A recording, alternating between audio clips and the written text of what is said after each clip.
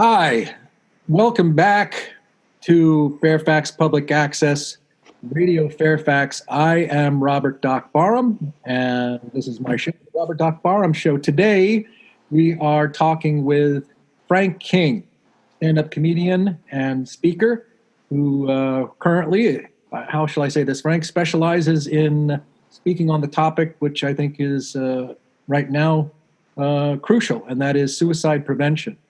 Correct. And welcome back, Doc. Welcome back. I'm not your first. I'm not your first. To have you on the show today. And will you do me a favor, since I am perennially lazy? Will you tell me and tell the listeners a little bit about yourself, your background? Like you are a professional stand-up comedian and a professional speaker, keynote speaker. How did you get into stand-up comedy originally? What was the genesis of your career? Fourth grade, Mrs. Dark and her infinite wisdom. I am terribly nearsighted. The entire family is terribly nearsighted. I wrote a joke one time that we are descended from the people of the island of myopia, which was conquered over and over because they never saw the enemy coming. And who's that? I had to wear glasses because I couldn't see the board, and we're talking I was born in 56. This would have been 1964, 65. There were no fashion frames for men, just basically black Buddy Holly glasses, and then for women, cat eye glasses. So being vain then and vain now, I hated my glasses, didn't want to wear them. But Ms. Dark knew that I had to wear them, so she thought she would desensitize the entire class to me and my new glasses. So she got me to the front of the room and had me face away from the class, put my glasses on, turned back to the class, to let everybody see them all at once, pull the Band-Aid off all at once. Well, I turned back to the class, and she looked down, and she said to me, "See there? You look intelligent." And I looked up at her and said, "Yes, that would explain all the laughter." And she excused herself to go to the teacher's lounge at that moment. Years later, I bumped into her at the Winn-Dixie grocery store. And she said to me, "Frank, do you know why I went to the teacher's lounge immediately after that?" I said, "No, Ms. Dark, I have no idea." She said, "Because that was the funniest thing a child had ever said to me, and I was afraid I was going to laugh in your face and break your heart." So I ran down to the teacher's lounge and told everybody in the teacher's lounge, "You're not going to believe what that little King boy said." So that was the beginning. When the class laughed, I decided at that moment I was going to be a stand-up comedian when I grew up. And then in high school, I took 3 years of drama, never got any good parts, no speaking parts. I always remember the chorus. By my second semester senior year, I thought, I see a pattern here. And I realized if I did stand up, I could write, direct, produce, and star in my own little show every night. So the senior talent show, I did 10 or 12 minutes of stand-up comedy, first person ever to do stand-up comedy at that talent show. And I won. And I told my mama, "I'm going to be a stand-up comedian." And she said, "Well, you're going to college first. I don't care what you do after college.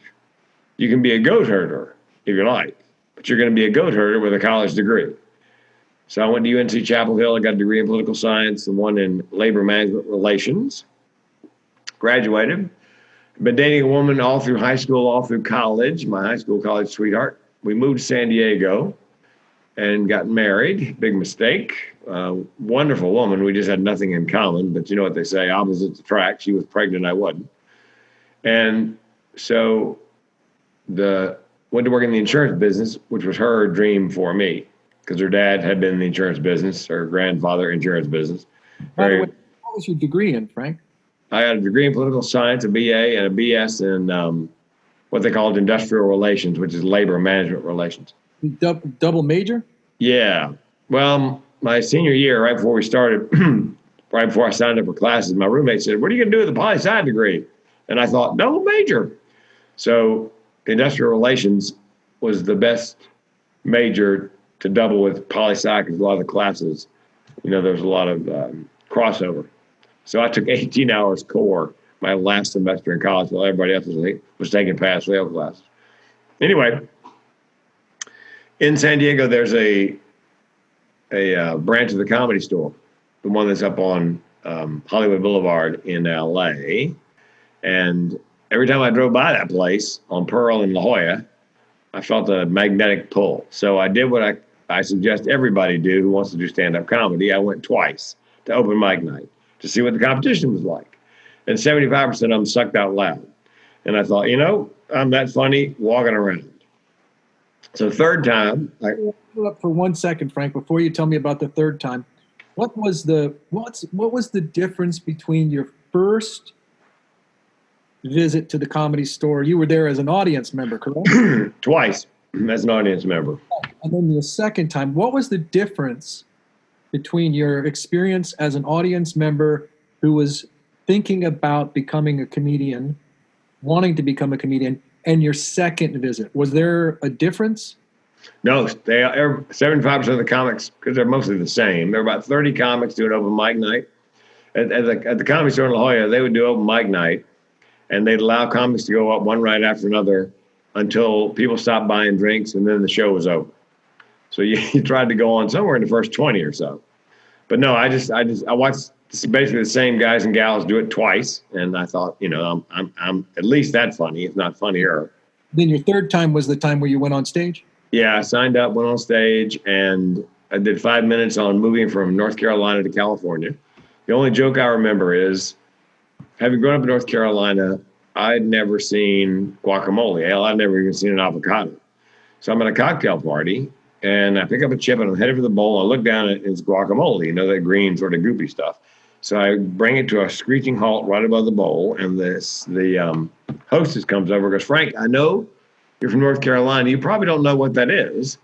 That's guacamole. It's good." And I said, and I quote, "I bet it was the first time somebody ate it." So I had a pretty good set for my first one. I'm sure it was horrible by my standards today, but I remember being on stage, and this has only happened to me a couple of times in my life. I thought, I'm home. And then I thought, my second thought was, I'm going to do this for a living. I have no idea how, but I'm going to do this for a living. So that was April 1st, 84. In the fall of 85, I won the Improv's Funniest Person in San Diego contest. There were 24 of us, and one guy was a professional headliner. The other 23 of us were open micers. So I thought to myself, I don't have to beat anybody but the headliner.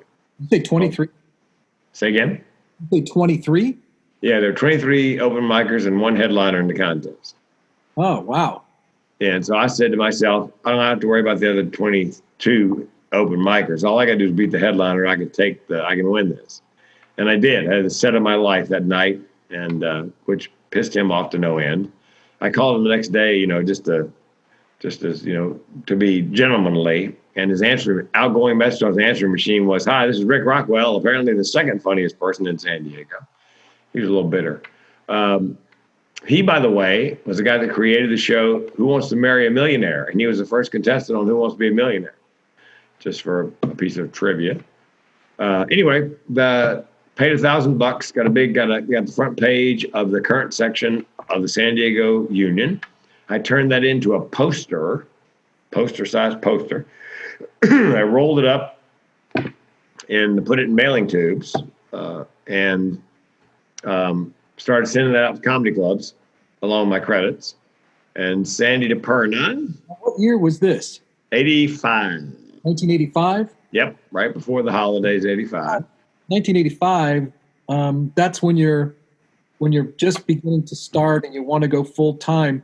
But that really was before the computers were the desktop computer was. Oh yeah. This is before like the internet. So where'd you get the database or list of all the comedy clubs? How did you find that out? That's a good question. I have no idea.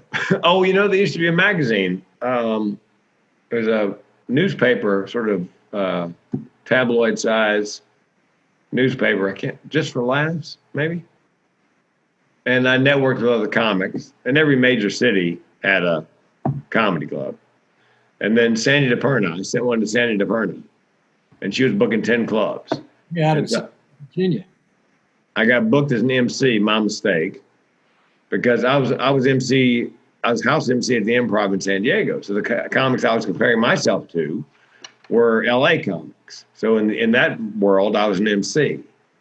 But I should have gone out as a middle, because when I got on the road, I realized very quickly that I had more credits, more press, more good material than most middle acts and some headliners. I mean, there are headliners on the road closing with street jokes, joke jokes. Two guys walking to a bar jokes. Really? Yeah. Closing with so it put me a year behind, basically. And Tom McTeague said to me a year or so in, working the punchline in Columbia, South Carolina, man, you got to be a worse MC and a better comic. You're too good an MC. They're going to keep you there because it's hard to get good MCs. So, and he was right. So I worked my way up the middle. And then I discovered the slideshow.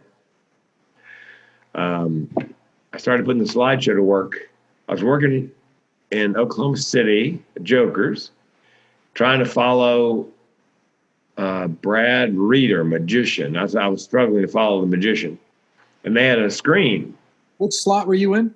I was the headliner. You were headlining, okay. And how many years in are you now? About 2 years in. And one of my first headline gigs, I was having trouble following the magician. And so I broke out my carousel projector and a couple dozen slides because there was a screen on stage just by chance. Old carousel, chunk. And so I did my act and I closed the slideshow. And it did very well. And the manager of the club, Ted, I think his name was, came up to me and said, man, I don't want to tell you how to run your life, but you should do that slideshow every night. So I did. Who was that? Ted, the owner of Jokers. What Jokers in? Oklahoma City. There were two at the time, Oklahoma City and Tulsa. Right. And anyway, Ted was right. So I started doing a slideshow every night. and it was hard. And then as a middle, the slideshow was hard to follow. I can remember more than one headliner coming in, seeing me setting up and going, not that freaking slideshow. So I was middling and headlining. Of course, I was traveling with Wendy, my lovely wife at the time, and she just came along for the ride. And somewhere along the line, working with Steve Rizzo, I think it was Des Moines Funny Bone. And we've been on the road for a long time. And no home, just post office box and answering service. We didn't have a domicile. Yeah, when you say that you've been on the road for a long time, you mean that you guys have literally been not, out for a few weeks and back home. No. On the road, nonstop, no home. Yeah. And Rizzo said, hey, man, how long have you guys been on the road? And I said, I counted up, it was close to 2,000 nights. He goes, man, that's what you should be leading with. I bet you can get some press that way. So what I started to do was, but I would look down the calendar about 3 weeks, and I would contact the newspaper, the entertainment-driven weekly, the talk radio stations of the town we're going to, and I was getting all kinds of press. I mean, I was on the cover of the entertainment section of some of these towns, cover of the entertainment-driven weekly, doing radio on my own. The club owners had nothing to do with it, and they loved that because they didn't have to lift a finger. I remember going into the Funny Bone in Columbus, Ohio, on the first night. Dennis Miller's there. I'm opening up for Dennis Miller. And I'm dragging a camera crew behind me. Funny Bone in Columbus? Yep, dragging a camera crew behind me. And I can remember Dennis Miller going, who the hell is that? And so I was getting more press as a middle than most headliners. And so that helped me get to headline everywhere. And we put a couple 100,000 miles on the Toyota 4Runner. And Toyota had a contest going. They wanted to have people doing commercials for them who had at least 200,000 miles on a 4Runner. So every time I got a newspaper article, every time I got a TV story, I would send it to the advertising agency that handled the Toyota commercials. And then somewhere along the line, I called up the ad agency, asked to speak to whoever handled the Toyota account, and said to the guy, this is Frank King. And before I could finish, he goes, I know exactly who you are. I've got a stack of videotapes here with your name on it. He said, look, we got a half dozen of these people in the mix. You're in the mix. We're going to do 3 commercials, so you got a 50-50 shot being in a Toyota 4Runner commercial. We didn't get there. We didn't get the commercial, but we made it to the short list by virtue of all that press that I got driving the 4Runner. The 4Runner, which by the way, that 4Runner saved my life years later, because I fell asleep at the wheel coming back from a gig in Orange County, driving back to San Diego on 5. Going 65 miles an hour, I fell asleep at the wheel and rolled it twice. And that old 4Runner was one of those with a roll bar in the back. And the roll bar is what saved my bacon, because if it hadn't have been there, the cab would have been crushed and I would have been killed. So I'm a big fan of the old Toyota 4Runner. But anyway. How long, if I could, Frank, how long did you perform in the clubs? 2,629 nights in a row. 7 years and change. So, and now you said 7 years? 7 years and change. And then what prompted you you left the club scene, and what prompted you to do that? Yeah, I did. I was booked a year ahead of that moment. I had a year's worth of bookings, and I got the bookings because, a lot of comics during the daytime get stoned and watch the Golf Channel. And I was on the phone. This is before cell phones. I was on the phone, constantly getting bookings. And, we used to do, if you're going to a town like Lubbock and they got a comedy club, you call ahead and see if you can do a guest set. So that's how I got and I was booked a year ahead.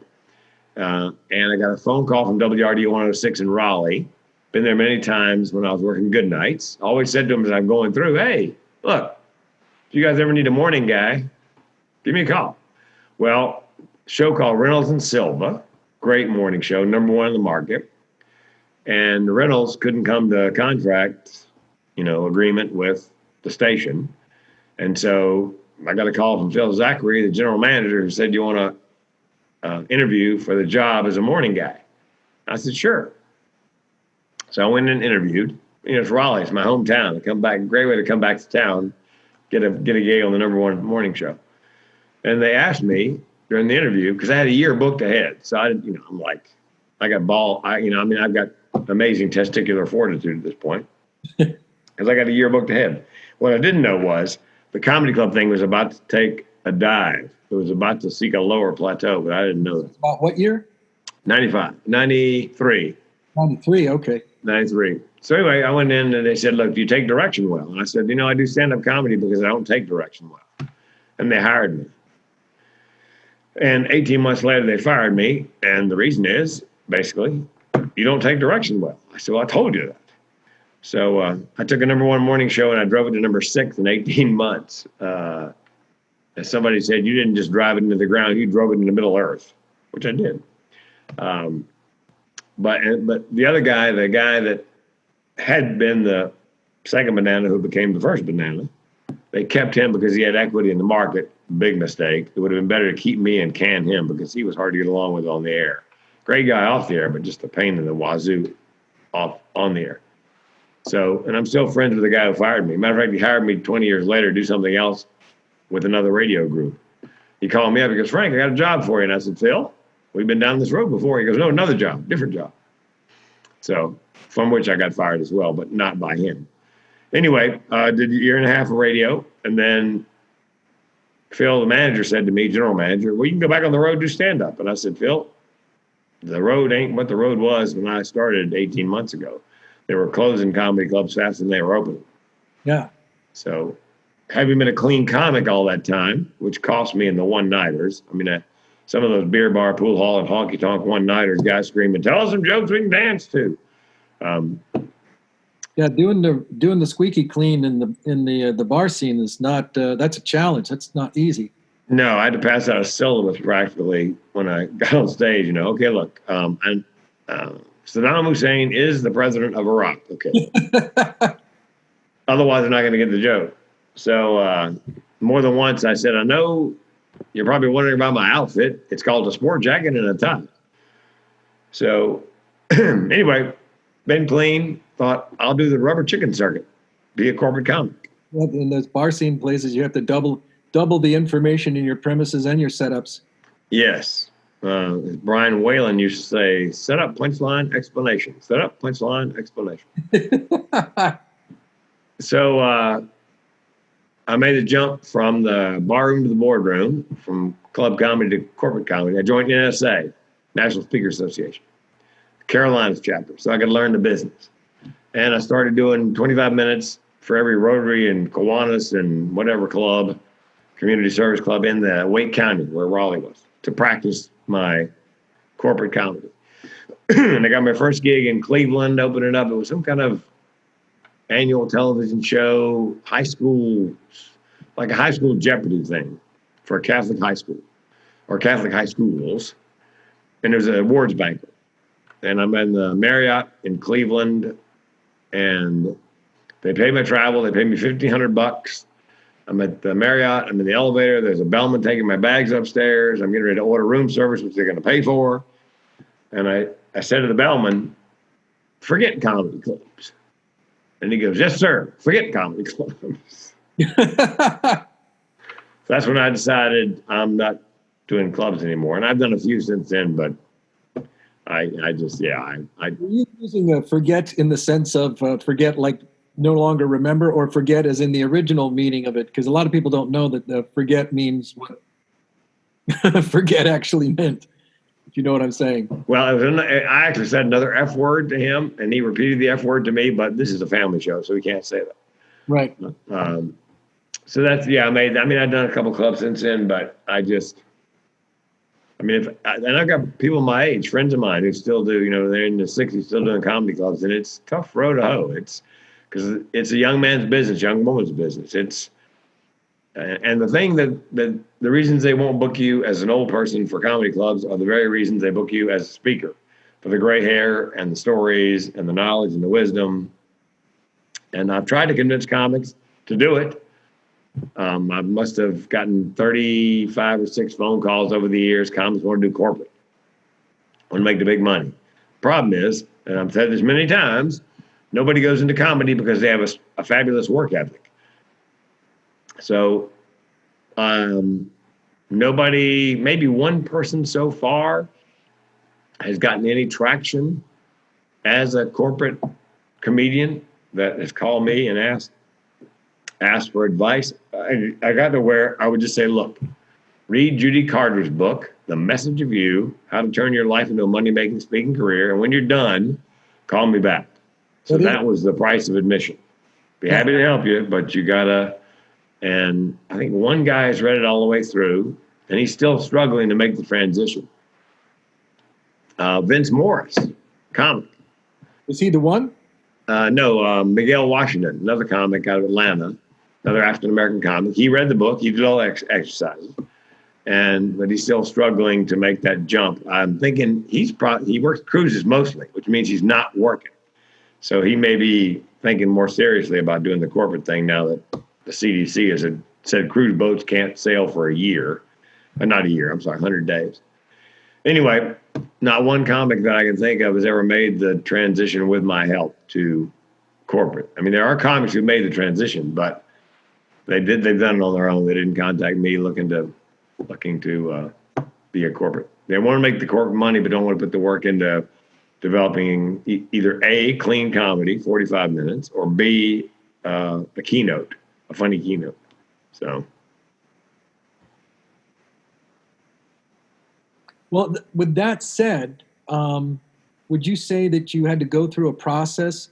You flipped from a club comedian, which it's interesting to me because some people acted like that term club comedia was almost radioactive or negative, right? The club comic was somehow lesser than, but truth is, club comics were wonderful in my opinion. They were some of the best comedians. Yes, but the word comedian makes HR people nervous.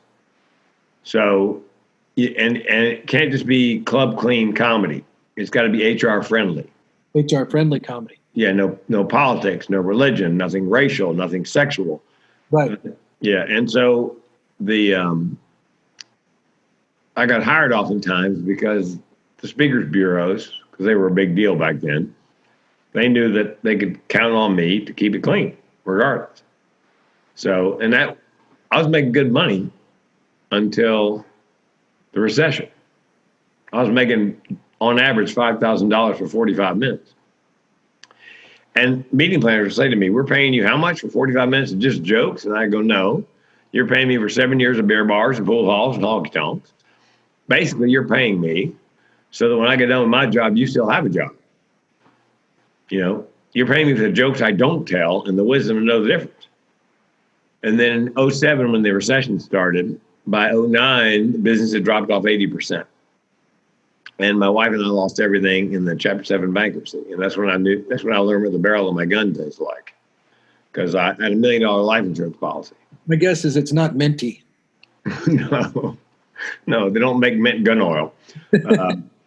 Probably for a good reason. Anyway, had $1 million. Between Listerine and messing. Yeah. They're three-legged. The suicidal ideation is a three-legged stool. Leg one is social distancing, social isolation. Leg two is you have crossed the barrier where you've agreed with yourself that you're willing to kill yourself. And number three is a sense of burdensomeness. The world would be better off without me. Well, yeah. And I had $1 million life insurance policy. So my wife would literally, I was worth more dead than alive. She'd be brokenhearted, but she wouldn't be broke. She could keep the farm and pay all the bills, and, her life would go on. So I had time, place, method, and was going to shoot myself, and she would get the money.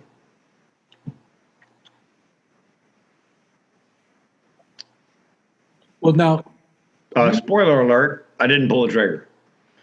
Right. Obviously. Yeah. You branded yourself more than once.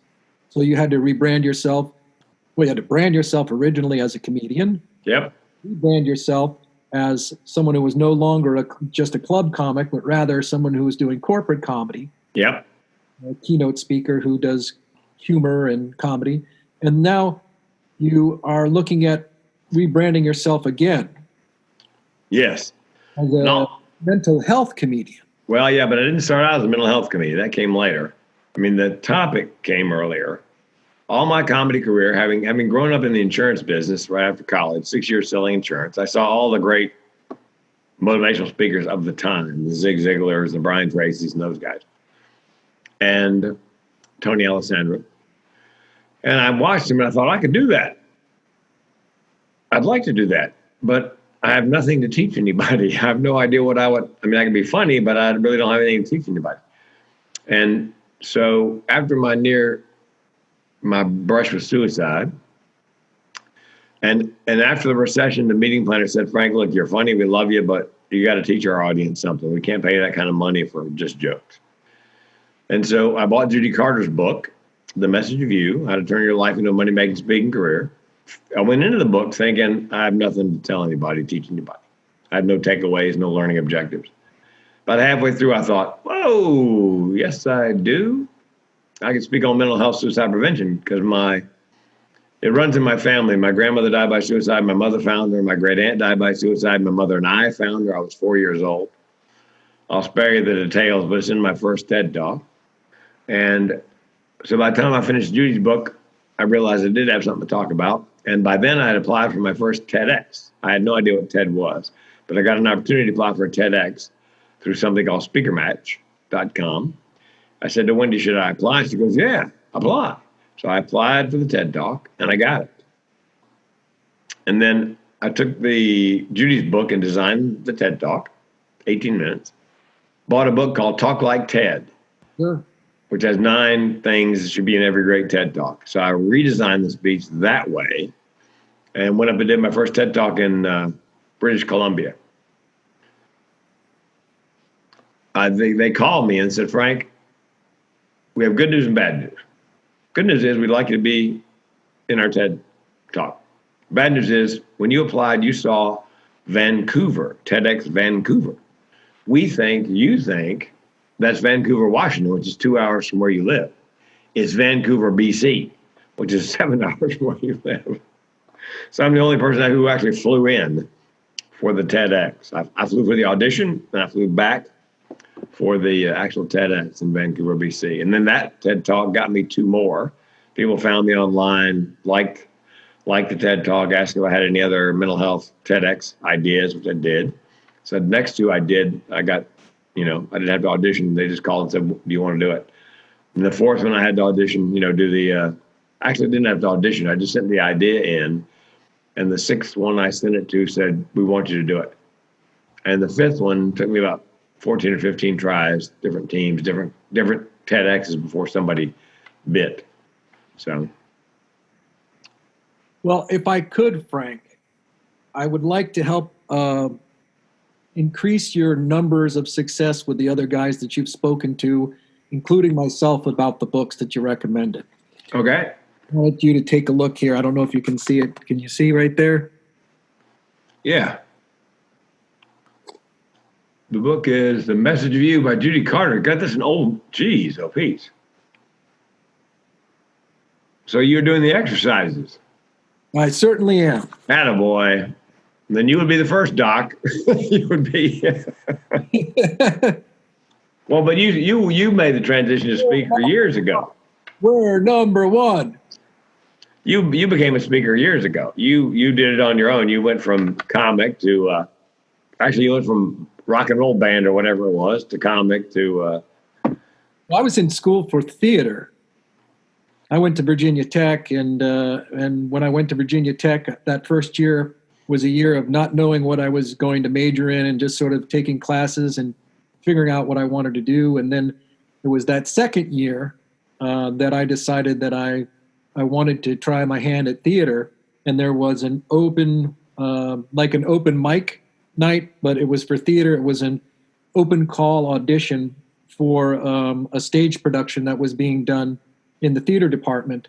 And that, it's interesting. Have you had this experience where it's almost better that you didn't know more, because if you did, you wouldn't have done it? Oh, I thought about putting a keynote together called "What Could You Do If You Didn't Know No Better?" Because Right. if I'd known how hard comedy was when I started, I probably wouldn't have started. That's true of stand-up comedy, because I thought I really want to do stand-up comedy. And the same thing when I went out for this audition for this theatrical production, which was a production of William Inge's play, and he wrote Bus Stop and Picnic, and he was a Pulitzer Prize winning playwright. I'd never heard of him before, and at that time I was 18 years old, and I thought, well, I'll go ahead and do it. I mean, Larry Bird was in the NBA by being a walk-on. The level of reasoning that I had at 18 years old. Sure. And they brought us in and said, here, learn this monologue, learn this side. And then they sent you out of the room, and the director and the director, the two directors actually for the show, were there. And I came back in and I did it. I did the monologue. I memorized it. And then they said, thank you very much. And if you will, just hang around, wait outside, and we'll call you back later on when we need you. And so they called me back later on, and they said, congratulations, you have the lead in the production. Dear God. So yeah, I was a walk-on, and wasn't even a major, ended up getting the lead in this production, which was pretty nice.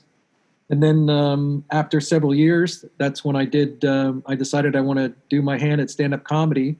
And I had no idea. I spent, you weren't supposed to talk about feminine hygiene products on stage as a comedian.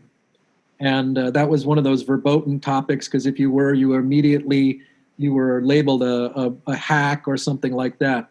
And unfortunately, I didn't really know any better. So my first bit that I ever wrote out word for word and memorized verbatim, which was probably 5 minutes long, was on feminine hygiene products. But I did it on stage, and I died a horrible death. Silence, flaming death, and nobody laughed. And I got off stage. And that's one of those moments in my life where I realized I can do this as a career. I didn't know, like you said, I didn't know how it was going to happen. I just knew it somehow inside. I knew it was possible. So you to get back to what you were saying before, you become this, you rebrand yourself, and you are a mental health comedian and speaker. How do all of these, you got these TED Talks, right? have in TED Talks. How do they all fit together? Like the suicidality that you talked about and other mental health challenges like depression and humor. How do they really all go together and fit together in your mind? Well, TED Talk number 4 is called Suicide, the Secret of My Success, Dead Man Talking. I was on Google for some reason, and I saw an article about entrepreneurs and suicide and depression. And it said several studies, actually. A third of entrepreneurs are depressed and suicidal. And I thought back to when I became a comedian. And I was married to my first wife, miserable, although she's a wonderful woman. Selling insurance, miserable, although it's a great business. And I realized that I was going to kill myself if I didn't do something different. If I didn't pursue, and I wasn't going to open mic nights because that did not make my wife happy. And I realized if I didn't do something different, I was going to kill myself sooner rather than later. And my second thought was, well, what have I got to lose? I can divorce my wife, quit my job. I can try stand-up comedy. If it works out, great, and I think it will. If it doesn't work out, hell, I can still kill myself. So that's why suicide is the secret of my success. And I think that entrepreneurs, the clinicians determine entrepreneurs are depressed and suicidal because of long hours, little sleep, and unmet expectations, basically. I think that's probably true for a lot of them. But I bet you, and I've met a number. That almost sounds like a day job. Yeah. Long hours. Little sleep, unmet expectations. Expectations. I think a slice of those third are not depressed and suicidal because they are entrepreneurs. I believe they're entrepreneurs because they were depressed and suicidal and living a life they knew was not what they were supposed to be doing, became suicidal and thought, I'm going to kill myself if something doesn't change. And they made the jump. They decided to pursue whatever it was their dream was, figuring, if it works out, great. If it doesn't, I can still kill myself. There's a comedian you and I both know who shall remain nameless, who called me up and said, do you want to know how I got into comedy? I said, sure. And the comedian said, it's kind of a dark story. I said, well, tell me. I love dark stories. And the comedian said, well, I'm doing this job. It's a good job, but I hated it. My only joy was a couple nights a week I did open mics. That's where I thought I knew I belonged. And then I was suicidal. I thought if I keep doing this job, I'm going to kill myself. And I said, let me finish the story. And then you realize, wait a minute, what have I got to lose? I can quit my job, try stand-up comedy. If it works, great. If not, I can still kill myself. And the comedian said, how do you know that? Know that? I lived it. And I met several entrepreneurs, same story. I believe Kate Spade, Anthony Bourdain. Kate Spade was the editor of the accessories department at Vanity Fair magazine. A great job. But my guess is she said to herself, I'm not supposed to be reviewing other people's fashions. I'm supposed to be creating fashions. So maybe she had mental illness, untreated, except for drugs and alcohol. Maybe she said to herself, look, I need to jump.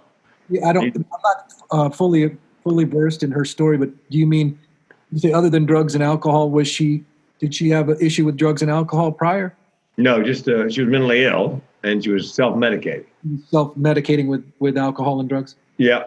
And so she formed her own fashion line, very successful, ended up selling it for a number of $1 million, formed another fashion line, and then eventually died by suicide. And Anthony Bourdain was at Vassar, doing very well, but he loved culinary. His folks took him to France when he was 8 years old, and he fell in love with food. So all through high school, he worked in restaurants. All through college, he worked in a couple of restaurants. My guess is some point in Vassar, he thought, this is a good major. I'll probably get a good job, but I belong in culinary. I'm gonna kill myself if I don't do something different. And so I'm gonna go to the Culinary Institute or whatever it was. And if it works out great, if it doesn't, hell, I can still kill myself.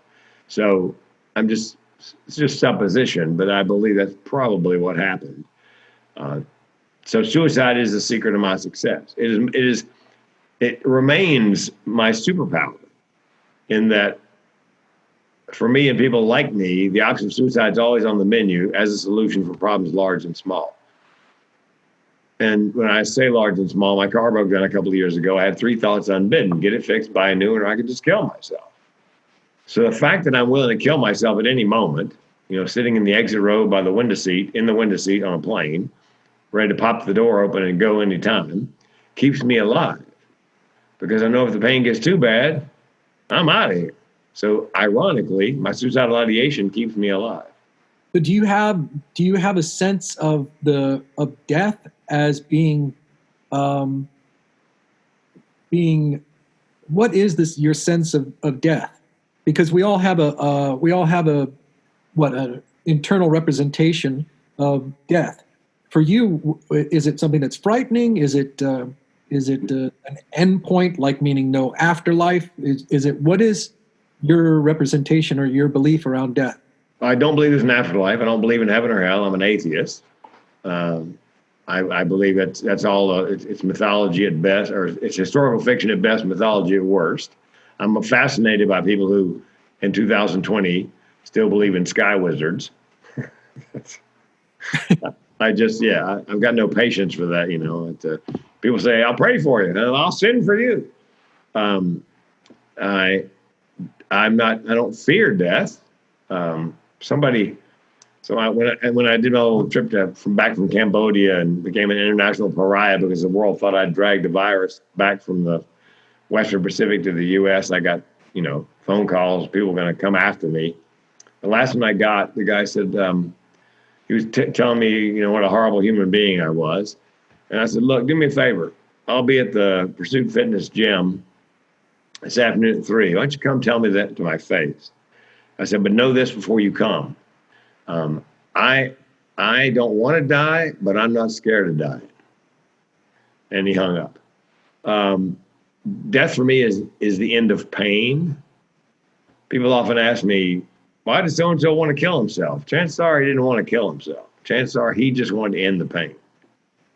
Now, if you are a school principal and you've been playing slap and tickle with little girls and little boys, and you get busted and they come out of the woodwork and you're going to go to federal prison to be in General Pop in Atlanta and have a short eyes ticket at the bottom of the food chain, and your dance card is going to be full for the rest of your life, then that's a different story. You're just killing yourself because it's not going to get any better. It's not the current pain, it's the pain you're about to experience. Right. Well, Frank, so you say that you are atheist, and I'm curious, there are some atheists out there who, one of the interesting things about living in America is that we have this free speech and you're able to, but at the same time we have freedom of religion or, not practicing religion, that kind of thing. Yeah. There are atheists who will go on the attack against anyone who is religious and that kind of thing. But you're not like that, are you? I mean, you don't strike me as if it works. More of it, if it works for you, it works for you kind of thing, but it's not for me. Yeah, Seth Godin said recently in a podcast, religion is a placebo. However, keep in mind, for people who believe strongly enough in whatever the placebo happens to be, it works. So if it works for you, I'm still fascinated that anybody, it seems a little medieval to me that you believe in, in this omniscient, omnipresent, the Bible is the word of God. I have trouble with the Bible. I mean, if God knew everything, how come in the Bible it doesn't say, "Oh, by the way, the earth is round and it circles the sun, not the other way around"? And here's a little practical piece of advice.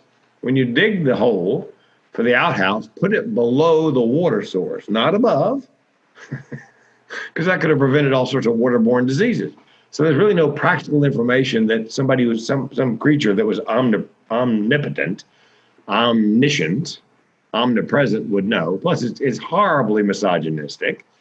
The world was flooded. No, the world was not flooded. Probably where Noah lived, there was a big flood. But every religion, as I understand it, every religion of the world has a flood story, end of the world story, to clean out all the evil people. So, and hell in the Middle East is a hot place. Hell in the Scandinavian countries is a very cold place. So it's obviously, God didn't make man in his image. Man made God in his image. So I just find it fascinating that people in 2020 believe all that hoo-ha. But hey, if it works for you, gets you through the night, more power to you. Okay. Well, now we've gotten to this place now where you're a speaker, and you're a mental health speaker and comedian, and you're giving your TED Talks. And what has that led to now? What else do you do? Do you work with other people and help them to become a speaker now? Or are you giving back? Yeah, I mean, I coach speakers, I coach TEDx, and I give back, I believe, when I do my suicide prevention keynote. The thing about suicide prevention, I discovered when I was putting my first TED Talk together was nobody talks about suicide, even though one person in the U.S. dies every 11 minutes. I mean, at this point, when you and I are talking, over 60,000 people have died of COVID, of the flu, or the virus. But I mean, 47,000 die every year of suicide. Where's the big push? So what I also discovered was the mere mention of the words depression and suicide out loud elicit the most amazing stories from people, some of whom I've just met. Almost everybody has a story of themselves, their loved ones, a friend, a college roommate. When I speak, I do a Q&A at the end for everybody, and then I say, look, I'll hang out if anybody's got any individual questions you don't want to ask in front of the entire group, like, I'm crazy, can you help me? And there's usually one, sometimes 6 or 8 people lined up with questions. And some of them have chronic suicidal ideation, and they didn't know it had a name. They just thought they were some kind of freak. And they're terribly relieved to know they're not alone. At some point, I realized I'm sort of like George Bailey in It's a Wonderful Life, in that I've been shown what people's lives would be like if I weren't there to speak and let them know they're not alone. And my second thought was, I can't kill myself now, because if I did, I'd take all those people with me. So I'm stuck. Well, now you've done these TEDx talks, and you're coaching folks for speaking and coaching them to help them become TEDx speakers. Yep. That's taking what you didn't know, learning it, knowing it, and then teaching it, which oftentimes I've learned that's sort of giving back, and that's the final step in making sure that you really know something is teaching it to somebody. Yeah. There's something that happened to you when you were on the cruise boat, or cruise, not all that long ago, and that is that you kind of made international news. Kinda? Yeah. Yeah, because I was in the Western Pacific on the Westerdam, Holland, America, at the same time that the Diamond Princess was not far away. And the Diamond Princess sailed from Hong Kong the same day we did, although they let people on the Diamond Princess from mainland China. So on our ship, all 2,500 of us, passengers, crew, staff, whatever, tested negative. On the Diamond Princess, they had hundreds of people that tested positive because they allowed people from mainland China to join the ship. So I came back from that area of the world on my own, and I was cleared by the CDC in Cambodia, the US CDC, to come back. I cleared Seattle CDC to come into the country, no restrictions. Made the mistake of talking to the media, told my story, and of course, the way you get eyeballs and clicks is by being sensational. So even though I was never quarantined, nor was anybody on my ship, every story about me, comedian slips quarantine. So I became an international pariah for supposedly dragging the COVID-19 back to the U.S. and infecting everybody. I still get the occasional phone call, 60,000 people have died in the U.S. Are you happy now? So I'd changed my phone number, deactivate 3 social media accounts, and deal with the death threats for a couple of weeks. You actually had death threats. Yeah, we're going to kill you. A friend of mine said you should get the virus and recover. That'll really upset them. I tested in Cambodia before I left. They took the nasal and the throat swab, and not too long after that, I got the results. I was negative. I didn't drag the virus back here, but you can't convince anybody. I can't convince anybody I was on the ship that had no coronavirus. There was an article today in the New York Times about the Diamond Princess and how all the mistakes that Carnival made with that ship by allowing people on from mainland China. And I understand people confuse the two, they conflated the two ships because they were very close geographically. same area of the world, coming back from basically ground zero of the virus. So I became patient zero for a lot of people. Wow. So My neighbors, you know. And you were maligned, and yet at the same time you were innocent in the sense that you were not a carrier. No, and I pitched TED Talk to TEDx Spokane. I got an audition. TEDx was called Going Viral, How the Cancel Culture and the Coronavirus Killed My Comedy Career. Because Holland America said, we're not going to hire you back. Somebody wrote me and said, we're going to make sure you never work in another comedy club again. And I wrote back, can I get that in writing? Because I have no desire to work at a comedy club. Interesting. Wow. So, Frank, I'm curious. One thing that obviously that you are is resilient.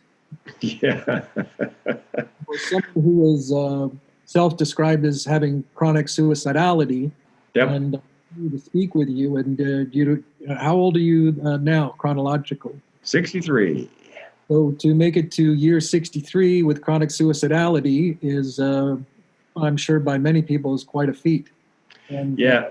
kind of resilience and the ability to bounce back. So given what you just said with the cruise ship and the kind of maligning of your character and whatnot that happened, my guess is that you will definitely bounce back if you have not already bounced back. You're already quite successful. What is it that's in store for the future for you? And what is it that, because I'm noticing that we're coming up to the top of the new hour. And what is it that is coming up for you, the future? And what is it that you haven't shared so far today? And I want to thank you for being on the show, that you'd like to make sure people know about you or for themselves for their own benefit. Resilience. The Air Force has Operation Resilience because last year they lost a record number of airmen to suicide. So they're teaching resilience, which is a mistake. Because the people I know who have the most resilience are the mentally ill and suicidal. Otherwise, we wouldn't get out of bed in the morning. You can teach neuronormal people resilience. That's a good idea. But you should I've been asked many times in this pandemic how to survive social isolation, social distancing, and so forth. And I teach people what mentally ill people know. You have to have a self-care plan. You have to have a routine. You have to have, you practice gamification. All the skills that allow me to be resilient. So the Air Force is their heart's in the right place, but they're wasting their money trying to teach mentally ill people resilience. Because, again, my mentally ill friends, they wouldn't be as old as they are if they weren't resilient. Well, it's one of those things, at least it seems to me, that when someone gets a diagnosis of mental illness, there are things that they are challenged with within and without every day. Yes. And if they are not able to overcome those challenges on a daily, weekly, monthly, yearly basis, what happens is that they're no longer around. Yeah, it's like being Sisyphus, the character in Greek mythology, who was sentenced to roll a rock up a hill every day for giving fire to man. When you wake up every morning with mental illness, there's a rock in the hill. Some days the rock is small and the hill's not so steep. Some days the rock is a boulder and the hill is Everest. But every day, without fail, there's a rock in the hill, and the day comes for a lot of us when you can't move it. And that's the end. So what is, you said you've got do you have future plans that you'd like to share here? Well, I just hope to get back to speaking at some point live in front of a real audience. Although I believe virtual keynotes will become more popular thanks to the pandemic. People realize you can do that. Yeah, I'd like to get back to speaking. And have you already taken action in that direction to, deal with virtual speaking, virtual keynoting? Yeah, I booked a virtual keynote for June, believe it or not, on suicide prevention, hour and a half, for a group of mental health professionals, nurses, doctors, for which they will get continuing education credit. It's actually in Nebraska and southern South Dakota. So slowly but surely. Frank, one last thing. Again, I want to thank you for being on today. And that is this: for anyone who listens to this program, if you had something to share that you haven't shared about suicide for someone who might be, I don't use the word entertaining suicide, I use the word considering, or who is suicidal, what would you like to say to them?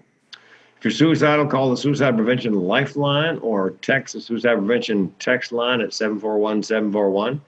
If you're mentally ill and just having a really bad day, call a crazy person, because we're not going to judge. We're not going to should all over you. You should do this and you should do that and you should try fish oil. We're just going to listen. Listening, a very, very, very powerful thing. And Frank, I want to tell you again for the third time, thank you, because I have enjoyed listening to you today. And I look forward to us having another conversation and seeing about going even to deeper realms with this conversation and the topics that we've been discussing today about humor and suicide prevention. Yep. That is our show for today. Our guest today is my longtime friend, Mr. Frank King. You can find Frank on the web, Frank King, mental health comedian, mental health speaker. And you've been listening to Radio Fairfax with Fairfax Public Access. My name is Robert Doc Barham, and this is the Robert Doc Barham Show. Thank you all, and we will talk again soon.